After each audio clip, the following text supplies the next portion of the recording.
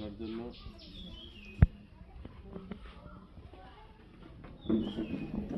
আপনারা সবাই অবগত আছেন, যারা এখানে আমার এলাকার আছেন সবাই এলাকার লোকজনই, যে আমার বাবা মা দুইজনেই দুনিয়া থেকে আল্লাহর ডাকে সাড়া দিয়ে পরপরের জীবনে চলে গেছেন। তাদের আত্মার মাগফিরাত কামনার জন্য আমরা প্রতি বছর এই রমজান মাসে কিছু ইফতার সামগ্রী অথবা ঈদ সামগ্রী গরিব দুস্থদের মাঝে আমরা প্রদান করে থাকি।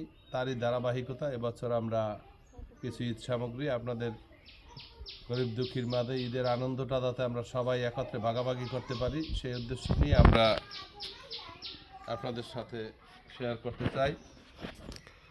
তা আমাদের মাঝে এই প্রোগ্রামে উপস্থিত আছেন বাংলাদেশ জামাত ইসলামী বরিশাল জেলার কর্মপরিষদ সদস্য, আইন বিষয়ক উপদেষ্টা অ্যাডভোকেট আজম ভাই, যিনি বাংলাদেশ জামাত ইসলাম কর্তৃক মনোনীত আগামী উপজেলা নির্বাচনের উপজেলা